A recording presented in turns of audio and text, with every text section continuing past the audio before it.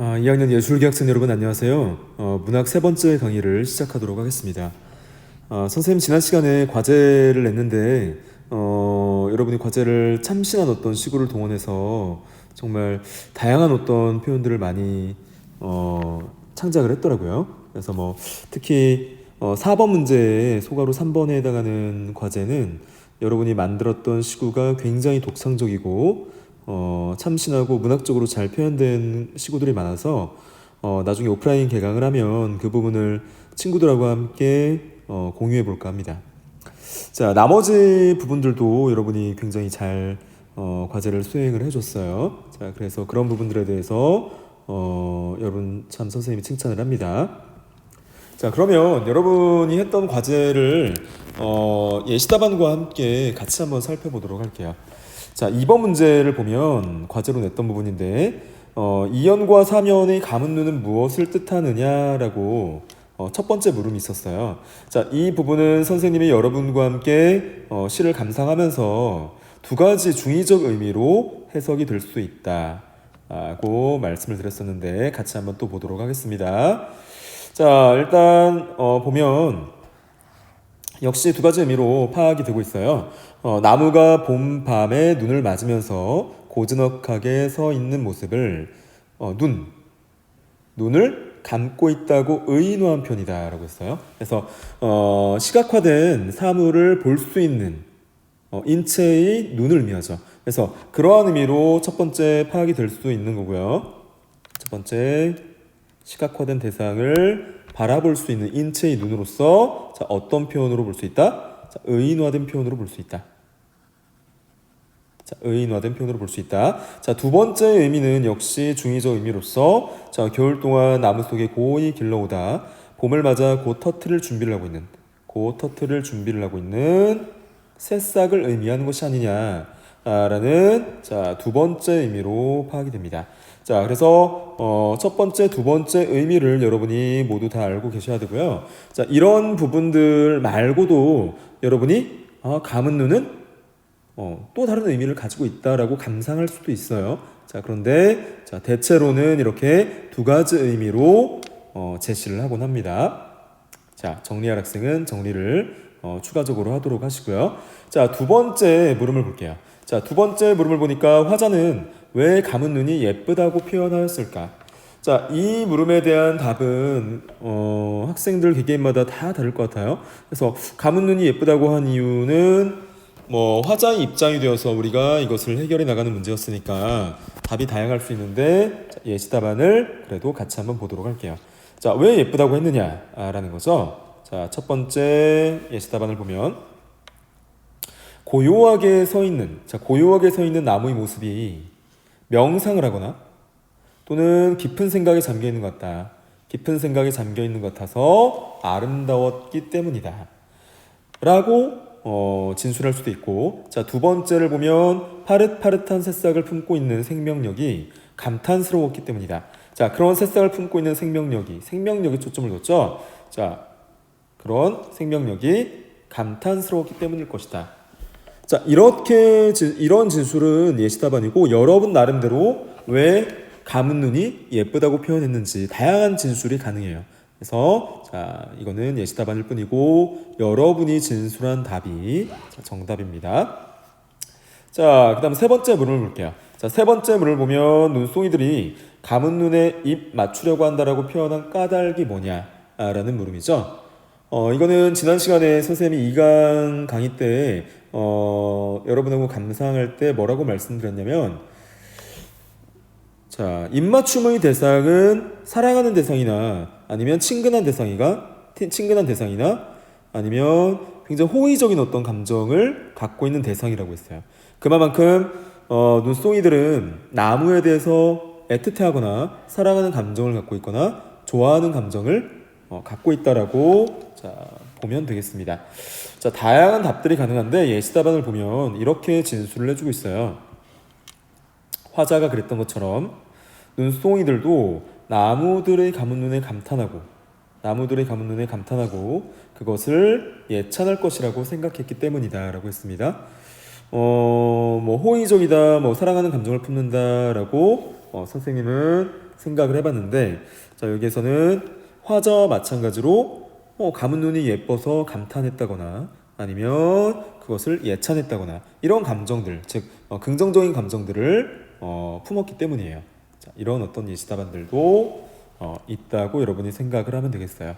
그래서 정리할 학생들은 정리를 하고, 자, 그러면 대상에 대한, 여기서 대상은 나무죠. 자, 나무에 대한 화자의 태도가 어떠했느냐? 전체적으로 예찬적인 어떤 어조와 태도를 지니고 있었고, 그러니까 긍정적이면서 호의적인 어떤 태도를 보이고 있었죠. 자, 그래서 그렇게 정리를 하면 될 텐데, 자, 보세요. 나무가 아름답다고 생각하며 그 아름다움과 생명력에 감탄한다 해서 감탄.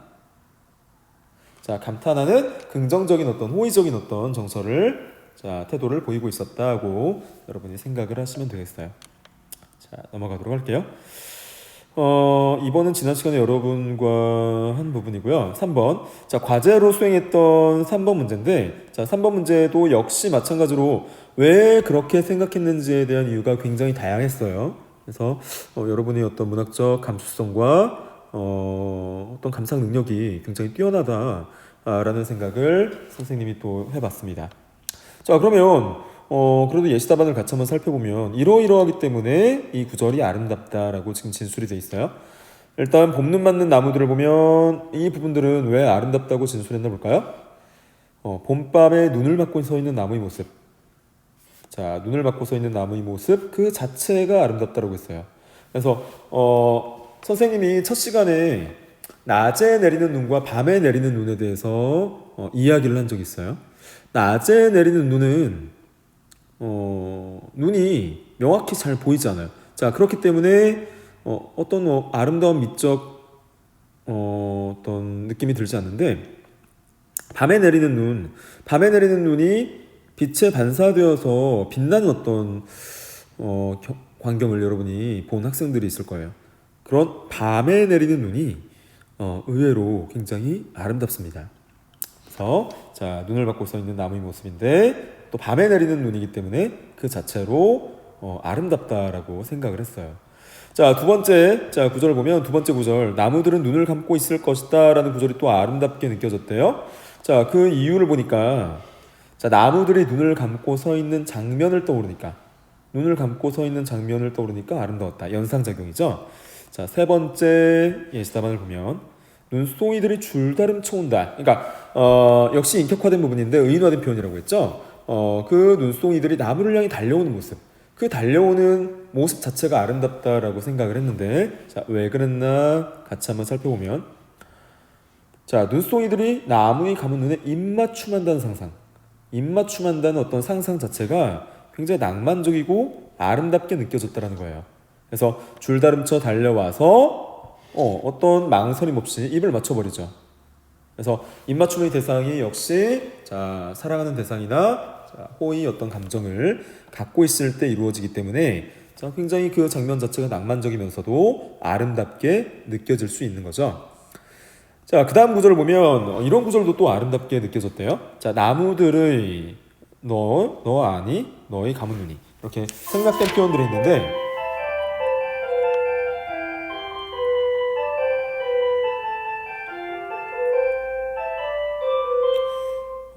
이 생략된 표현들은 이연 전체를 지금 언급을 한 거예요. 그래서 여러분 교과서를 다시 넘겨서 이연을 보시면 나무들은 눈을 감고 있을 것이다. 너의 예쁜 감은 눈. 너 아니?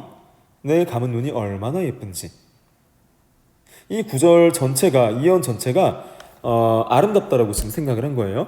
자, 그래서 이 부분을 왜 아름답다고 했을까를 봤더니, 자, 어떻게 지금 생각을 했어요? 이연이 각행이 모두 니은으로 시작하는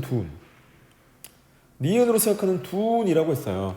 여러분, 둔이라는 것은 율격을 형성하는 어떤 요소 중에 하나거든요. 그래서 운율과 율격을 형성하는 여러 요소들 중에 둔이라는 것이 있는데, 둔이라는 것은 각 행의 첫 음운 또는 첫 글자가 반복되는 현상이에요. 자, 이 부분을 다시 한번 정의를 내리면, 시에서 각 행의 첫 음운 또는 첫 음절 반복되어서 첫 음절이 반복되어서 요거 미안합니다. 넘어갔네요. 반복되어서 운율 또는 이걸 리듬감이라고 하죠.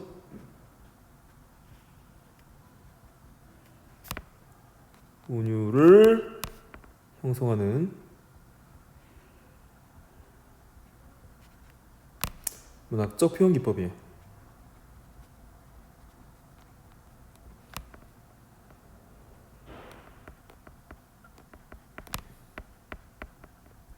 자, 두운을 우리가 이렇게 정의를 내릴 수 있다는 거죠. 각행의 첫 음운 또는 첫 음절이 반복되면서 자, 운율, 리듬감을 형성하는 문학적 표현 기법이에요. 자, 그러면 이연을 다시 한번 같이 한번 볼까요? 이연에 두운의 요소가 제시가 되어 있나 볼게요. 자, 이연에 우리 교과서 이연을 다시 한번 보면 그러네요. 선생님이 첫 시간에 감상을 할 때는 여러분한테 설명을 못 드렸었는데 자, 여기에서 다시 한번 살펴보니까 제시가 되어 있습니다. 자, 이연이 첫 행의 첫 음운을 보세요. 첫 음운이 니은이죠. 자, 이행의 첫 음운도 니은이죠. 삼행의 첫 음운도 니은이죠. 사행의 첫 음운도 보니까 니은이에요. 자, 이렇게 각 행의 첫 음운이 반복이 되고 있죠. 자, 각 행의 첫 음운이 반복이 되고 있어요. 자, 이렇게 각 행의 첫 음운의 반복을 통해서 율격을 형성할 때 운율을 형성하죠. 운율을 형성할 때 자, 우리는 이것을 무엇이라고 한다? 자, 아까 우리가 살펴봤듯이 이것을 두운이라고 한다. 두운이라고 명명한다 라고 여러분이 생각을 하시면 되겠어요.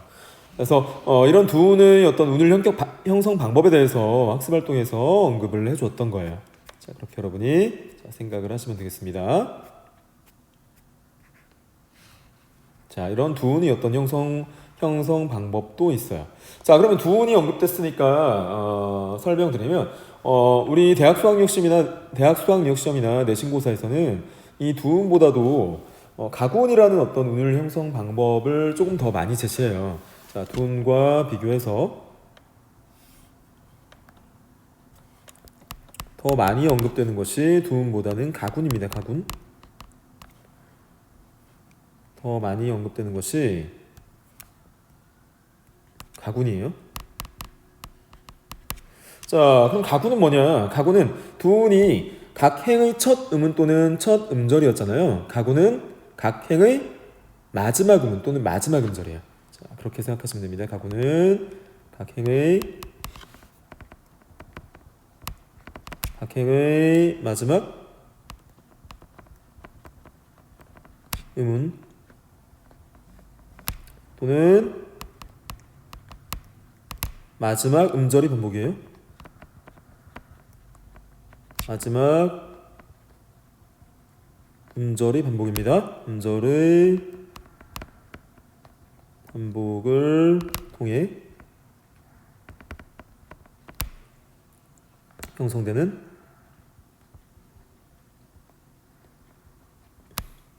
율격 또는 운율 또는 리듬감 이렇게 여러분이 생각을 하시면 되겠어요. 자, 그래서 여러분이 그 두운적 요소 또는 가군적 요소라고 할 때 자, 이런 어떤 비교를 조금 해보실 필요는 있어요.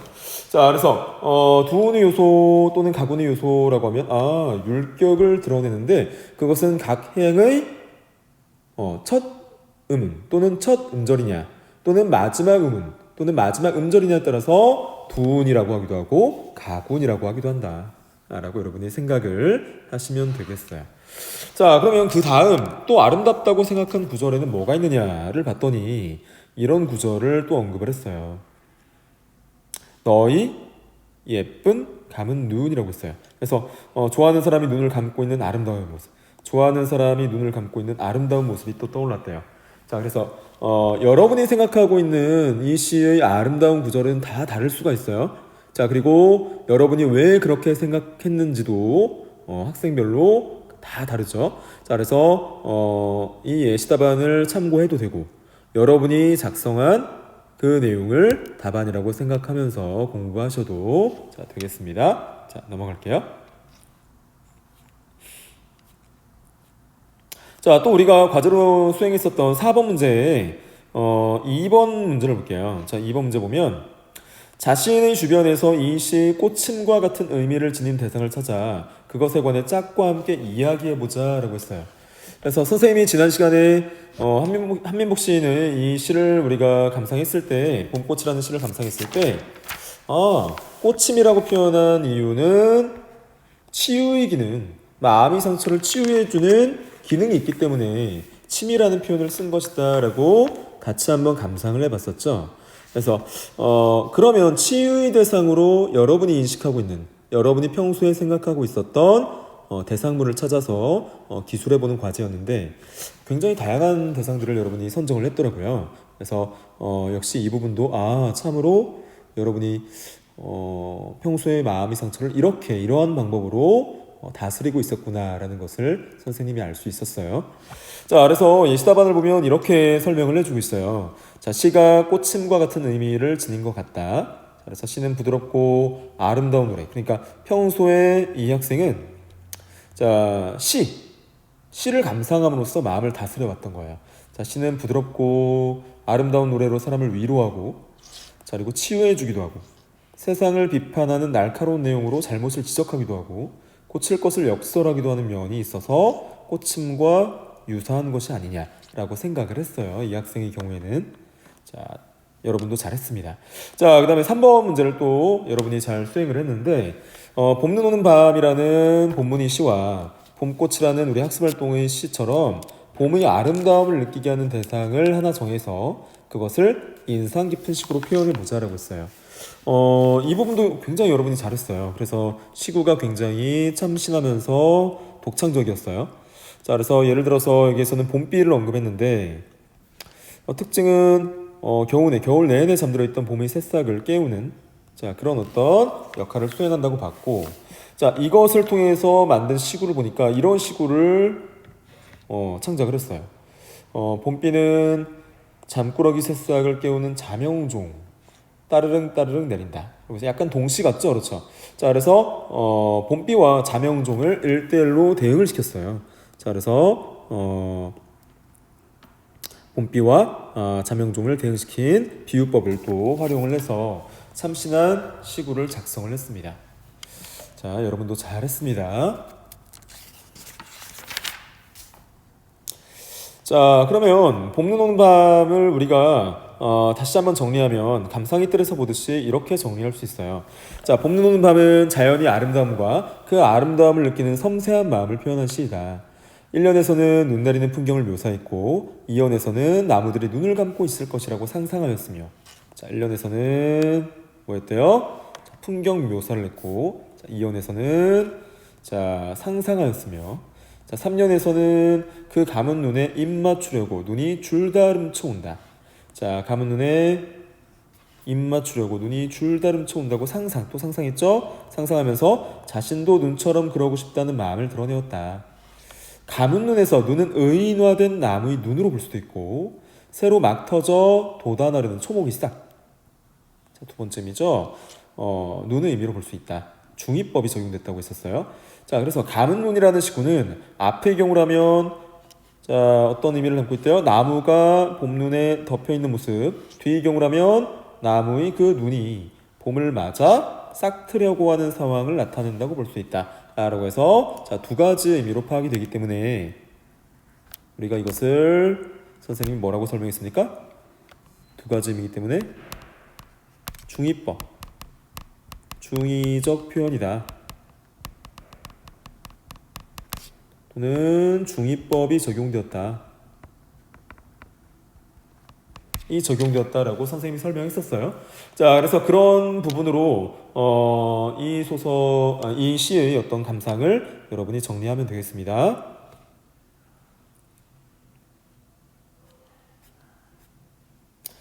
자, 그 다음으로 우리가 볼 작품은 소설이에요. 현대 소설인데, 여러분이, 문학의 어떤 장르에, 특히, 서정갈래 다음에 접하게 되는 어떤 갈래가 서사갈래입니다. 자, 서사갈래의 대표적인 작품이 소설이에요. 자, 그래서 선생님이 첫 시간에 설명할 때, 서정갈래는, 자, 시어를 압축적이고, 또 함축적인 시어를 동원해서 화자의 정서와 감정을 독자에게 전달하고자 한 작품이다. 갈래이다. 라고 했었고, 서사갈래는 선생님이 뭐라고 했습니까? 서사갈래는 하나의 사건이 전개되는데 그 전개되는 사건이 시간의 흐름에 따라서 진행된다고 했어요. 그 시간의 흐름은 시간이 순차적 흐름일 수도 있고 시간의 역순행적, 그러니까 역전적인 구성일 수도 있다고 했어요. 특히 서사갈래의 경우에는 이야기 구조를 갖추는데 그 이야기 속에 사건이 있고 그 사건이 진행되는 과정에서 인물과 인물 사이의 갈등이 두드러지게 드러나는 경우가 많다고 했습니다. 자, 그러면 오늘 우리가 배우게 될 현대소설 19세라는 작품은 어떤 사건이 진행되고 있고 그 사건이 진행되는 과정에서 인물 간의 갈등이 분명히 존재할 거예요. 자, 인물 간의 갈등이 어떤 양상을 띠면서 전개되는지, 그리고 그 인물 간의 갈등 양상이 어떠한 방법으로 해소가 되는지. 자, 갈등이 있으면 그 갈등이 해결되기도 하겠죠. 그래서 어떠한 방식으로 그 갈등이 봉합되고 해소되는지, 그러한 부분에 여러분이 초점을 맞춰서 이 소설을 같이 한번 감상을 해볼 겁니다. 작품의 제목이 19세라는 굉장히 생소한 작품이에요. 미리 감상해본 학생도 있을 것이고 여러분이 서점이나 아니면 도서관에 가서 미리 접해본 학생도 있을 것 같아요. 이 19세라는 작품은 소설의 여러 하위 갈래 중에 성장소설에 해당하는 작품이에요. 성장소설. 자, 미리 말씀드리면, 자, 29세라는 작품은 성장소설의 범주에 해당합니다. 자, 성장소설이 뭐냐면, 자, 성장소설은 주인공이 일련의 사건을 접하면서 심적으로, 내면적으로 성숙해 나가는 과정을 그린 소설이에요. 자, 주인공이 일련의 사건을 경험하면서 일련의 사건을 통해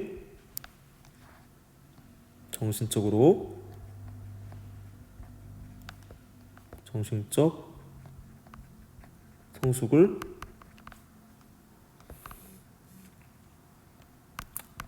경험하는 소설이에요. 자, 주인공이 일련의 사건을 통해서 정신적 성숙을 거둔다. 자, 정신적 성숙을 경험하는 소설. 그래서 정신적 성숙이 포인트가 되겠죠. 자, 그러면 이 작품의 주인공은 어떤 정신적 성숙을 얻게 되느냐를 같이 한번 감상해 보도록 할 겁니다. 자, 앞부분의 줄거리를 같이 한번 보도록 할게요. 자, 앞부분의 줄거리를 보면 이렇게 시작이 되고 있어요. 나라는 인물이 등장합니다. 여러분, 그 소설에서 인물과 인물 사이 갈등과 그리고 갈등 과정이 해소되는 어떤 과정을 선생님이 살펴보라고 했잖아요. 자, 그런 갈등의 어떤 해소 과정을 살피기 위해서는 인물과 인물 사이 관계에 대해서 아셔야 돼요. 그럼 인물과 인물 사이 관계에 대해서 알기 위해서는 이 작품에 어떤 인물이 등장하는지를 여러분이 잘 보셔야겠죠. 일단은 첫 번째 인물로 누가 등장하고 있어요? 바로 나라는 인물이 등장하는데, 이 나라는 인물은 정수죠. 정수라고 설정이 되어 있네요. 자, 그래서 계속 보시면 나는 공부를 잘하는 형을 둔 가난한 농가의 둘째 아들이다. 잘난 형에 대한 어떤 열등감 또는 성적 호기심, 대관령 너머의 세계에 대한 어떤 동경으로 가득한 나는 부모님 몰래 친구와 함께 떠난 여행에서 대관령의 넓은 채소밭을 본 뒤 그곳에서 고랭지 채소 농사를 짓겠다고 결심한다. 자, 고랭지 채소 농사를 짓겠다고 결심했대요. 자, 빨리 돈을 벌어서 농사 자금을 마련하기 위해 주변이 반대를 무릅쓰고 상고에 진학한다. 상업고등학교죠? 자, 상고에 진학한 목적이 굉장히 특이해요. 상업고등학교에 당시에 진학하면 취업이 은행권으로 취업을 했었고, 자, 은행권에 취업을 하면 돈을 많이 벌었었어요. 그래서 어떤 뚜렷한 목적은 지니고 있었는데, 자, 그 목적이 굉장히 특이하죠. 자, 뭐 하기 위해서? 농사 미천을, 농사질 어떤 자금을 마련하기 위해서 상업고등학교에 진학을 한 학생이에요. 나라는 학생은. 그래서 상고에 진학한 나는 주산을 잘하지 못해서, 주산이라는 거는 여러분이 잘 접해보지 못했을 것 같아요. 그래서 컴퓨터가 도입되기 전에, 컴퓨터가 상용화되기 전에 주산판을 통해서 여러 가지 어떤 사칙 연산을 수행했던 도구입니다. 그래서 그 주산을 잘하지 못해서 상업고등학교에 진학을 했으면 이런 주산을 잘했어야 되는데 이 주산에 흥미도 없었고 적성도 잘 맞지 않았다는 거예요. 자, 주산을 잘하지 못해서 학교 생활에 적응하지 못한다. 방학 한 달 동안 대관령에서 농사를 거들면서 농사일에 대한 확신을 하게 된 나는 적성에 맞지 않는 공부를 하느니 학교를 그만두고 하루빨리 농사를 짓겠다고 선언한다. 자, 이 부분이 중요해요. 학교를 그만두고 하루빨리 농사를 짓겠다고 선언해요. 자, 여러분 잘 생각해 보세요. 여러분이 지금 나라고 생각해 보세요. 지금 내가 농사를 짓고 싶어서 학교에 진학을 했는데 학교를 그만두고 농사를 짓는다고 하면 부모님이 과연 허락하실까요? 여러분 한번 잘 생각해 보세요. 여러분도 여러분이 하고자 하는 바가 있어서 학교를 그만두고, 한마디로 학교를 때려치고 내가 하고자 하는 바를 한다고 하면 부모님께서 허락을 해주실까요? 그렇지 않은 경우가 대부분이죠.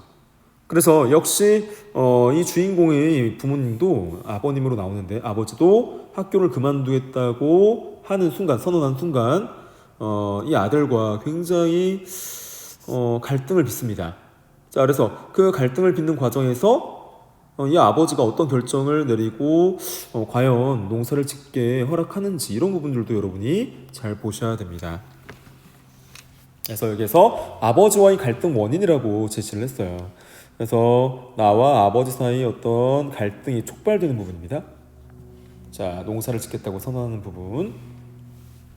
자, 그래서 앞부분의 줄거리는 우리가 어떻게 정리할 수 있냐면, 여러 일을 겪으면서 성장한 내가 고등학교 1학년 때네요. 자, 고등학교 1학년 때 겨울에 학교를 그만두고 농사일을 하겠다는 뜻을, 자신의 어떤 의사를 표현한 부분이에요. 자, 그런 부분으로 앞부분의 줄거리를 여러분이 생각하시면 되겠습니다. 자, 그 다음 계속해서 살펴보면, 그러는 사이 내일같이 개학이 다가왔다. 그날 저녁 나는 먼저 아버지가 있는 사랑으로 가서 아버지 앞에 무릎을 꿇고 앉았다. 아버지, 드릴 말씀이 있는데요. 무슨 얘긴데? 저 이제 학교 안 다녀요. 저 이제 학교 안 다녀요. 라는 선언을 하죠. 자, 안 다닌다고 한 이유는 앞서 우리가 살펴봤듯이 그 이유가 뭐였나요? 농사를 짓기 위해서. 원래는 상고에 진학해서 금융권에 취업을 하고, 자, 거기서 돈을 많이 벌어서 농사 자금을 마련하려고 했는데 적성에 맞지 않아서 바로 때려치고 농사를 짓겠다고 아버지에게 선언한 장면이에요. 아버지가 이렇게 깜짝 놀라셨죠? 안 다니면. 아버지는 애써 화를 참으며 물었다. 앞으로는 절대 속을 썩이지 않을 테니 저를 대관령으로 보내주세요. 대관령엔 왜? 또 남의 집 종살이를 하고 싶어서? 라고 아버지가 또 이야기를 했어요. 남의 집 종살이를 하고 싶어서? 남의 집 종살이 앞에 여러분 또라는 부사어에 주목하셔야 돼요. 자, 또 남의 종살이를 하고 싶어서 라 해서 또라는 것은 한번 아들이 농사를 지으러 대관령에 갔었다는 거예요. 그래서 여기에서 어떻게 언급이 되어 있냐면, 자, 정보가 아래 제시가 되어 있네요. 내가 겨울방학 동안 가출을 또 했었네요. 가출해서 대관령이 하숙집에서 일했던 상황. 그래서 아버지가, 야, 너 또 그때 겨울방학 동안 거기 대관령 가서 너 농사 짓고 왔는데 또 남의 집에 또 빌붙어가지고 종살이 또 하고 싶니? 라고 해서 아버지가 화가 또 나셨어요. 그래서 이 부분은 아버지 부정적인 어떤 반응이 잘 나타난 부분입니다. 자, 이 부분은 아버지와 나의 어떤 갈등이 촉발되는 부분이라고 볼 수 있어요. 자, 갈등의 시작 부분이죠. 아버지와 주인공 나 사이에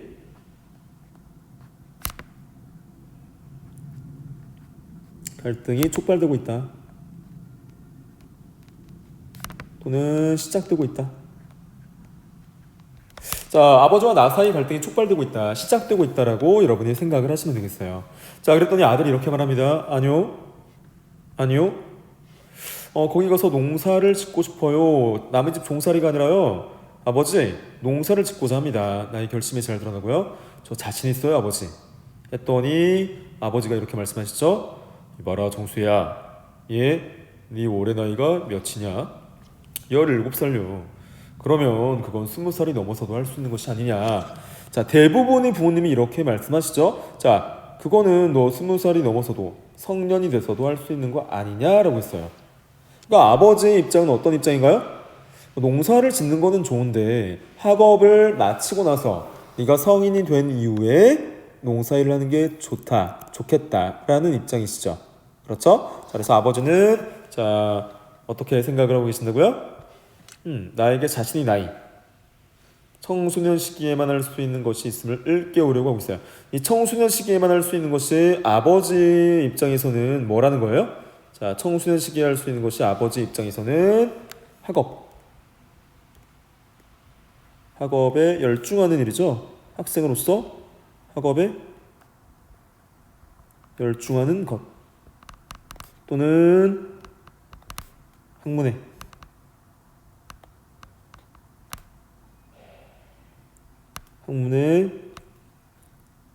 임하는 것.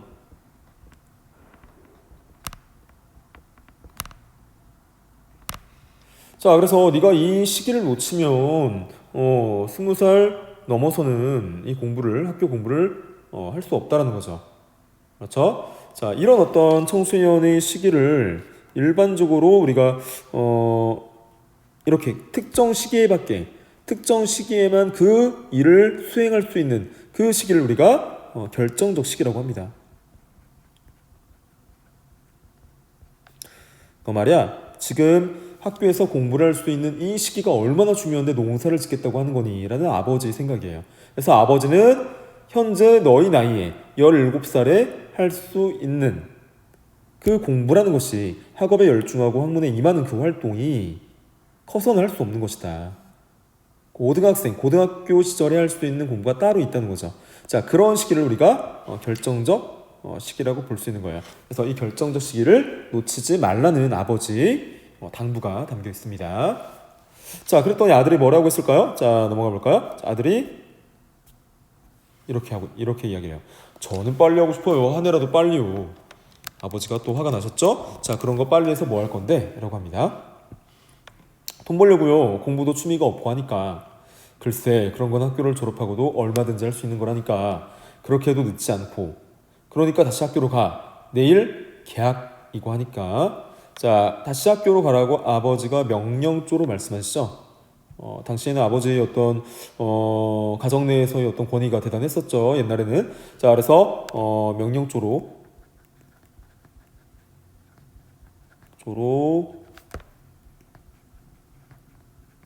아버지가 나이 부탁 청이죠. 저는 부탁 청을 거부했어요. 자, 아버지가 명령조로 나이 청을 거부하니까 아버지와 나 사이 갈등이 점차 어떻게 되고 있는 상황으로 볼 수 있어요. 아버지와 나 사이 갈등은 점차 격화되고 있는 거죠. 자, 이런 부분이 아버지와 주인공 나 사이의 갈등이 격화되고 있다. 심화되고 있다.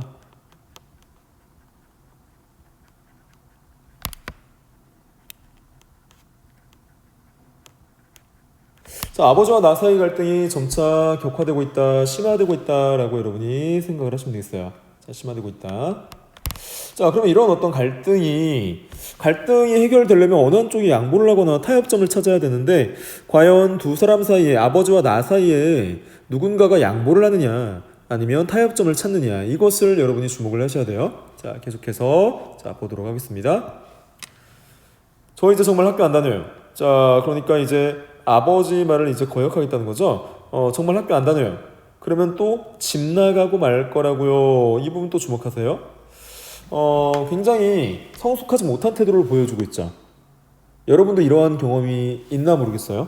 뭐 집에서 뭐 엄마와 싸우고 나서 또는 아빠와 싸우고 나서 내가 하고자 하는 말을 엄마와 아빠의 어떤 반대 때문에 못하게 됐을 때, 자, 그랬을 때, 나 집 나갈래, 가출할래, 라고 하면서, 어떤 그 갈등 상황을 회피하려는, 갈등 상황을 피하고 보려는, 자, 그런 어떤 태도가 성숙하지 못한 태도거든요.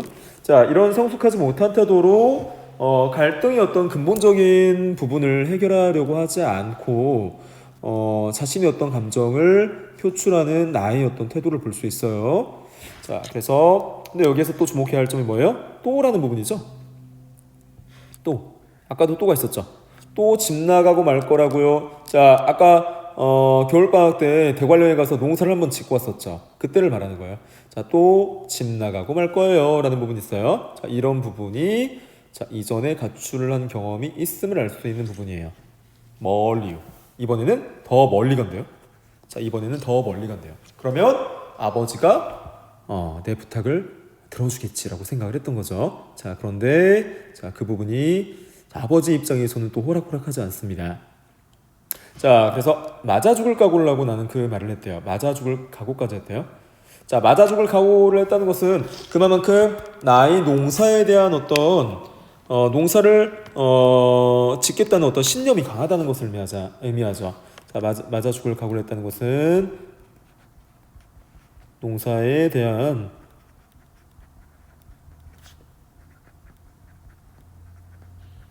열망이 강하다.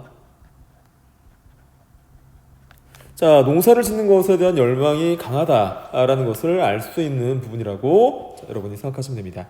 자, 농사에 대한 열망이 굉장히 강하다라는 것을 알 수 있고요. 자, 아버지가 이렇게 또 강하게 나오십니다. 쓸데없는 소리 말고 건너가서 내일 학교 갈 준비나 해. 자, 점차 아버지와 나 사이 어떤 대립과 갈등이 자, 어떻게 뭐 완화되거나 줄어들 어떤 여지가 전혀 보이지 않아요. 자, 내일 학교 갈 준비나 해! 라고 또 명령조로 아버지가 거부하죠. 똑같습니다. 자, 명령조로 아버지가 거부하는 부분, 이 부분이 똑같아요. 아버지 화나게 하지 말고 라고 하면서 자, 아들이 어떤 청을 눌러버립니다. 자, 그랬더니 아들도 또 자, 물러서지 않아요. 자, 아들은 뭐라고 했냐면 예전에 아버지가 했던 말을 꺼내듭니다. 전에 아버지가 그랬잖아요. 공부든 학교든 우리한테 맡기겠다고. 공부든 학교든 우리한테 일임하겠다고, 맡기겠다고. 그때 아버지가 그래놓고선요 라는 부분이에요. 그래서 아버지가 전에 했던 말을 근거로 해서 학교를 그만두는 것을 허락해달라고 또 설득을 합니다. 자, 아버지와 나 사이의 어떤 물러섬이 서로 없어요. 그래서 갈등이 점차 심화되는 부분이 제시가 되어 있고요. 건너가라니까 아버지도 이제 명령을 합니다. 건너가도 저는 학교 이제 안 다녀요. 지금까지도 억지로 다녔던 거라고요. 자, 억지로 힘들게 다녔는데 이제는 제 뜻대로 하겠어요 라는 거예요. 글쎄 건너가래도 정말 저 안 다녀요. 그러니 제발 저를 대관령으로 보내주세요. 그러자 나를 방에 놔두고 아버지가 밖으로 나가버려요. 자, 이번에는 아버지가 밖으로 나가버려요. 파국까지는 아니지만 갈등이 점차 심화되는 어떤 상황으로 여러분이 생각을 하시면 되겠습니다. 자, 임무교대를 하듯 다시 어머니 길고 긴 잔소리가 이어졌다. 자, 어머니도 내 편이 아니죠. 자, 어머니도 역시 아버지와 마찬가지로 나의 생각에 반대 입장을 보이는 거죠. 자, 그때도 나는 무슨 일이 있어도 이제 학교를 안 갈 거라고 악을 쓰듯 말했다. 그렇게 다시 전쟁과도 같은 사흘을 보냈다. 병원에 누워있는 석중이 아저씨가 다른 사람에게 해돋이를 넘기기 전에 끝을 봐야 했다. 어느 하루는 종아리에 피가 튀도록 아버지한테 매를 맞기도 했대요. 자, 종아리에 피가 튀도록 아버지한테 매를 맞기도 했대요. 자, 아버지도 물러서지 않는 모습을 계속 보여주고 있죠. 자, 이 당시에는 어떤 그 훈육적 체벌이 굉장히 성행하던 때예요. 자, 그래서 자, 그런 부분 아버지가 회초리를 든 장면을 자, 여러분이 볼 수 있는 부분입니다.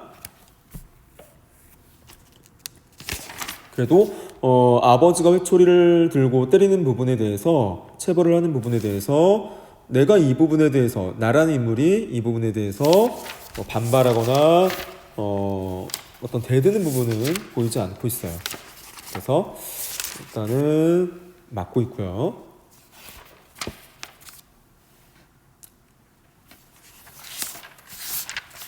자, 계속해서 자, 보도록 하겠습니다.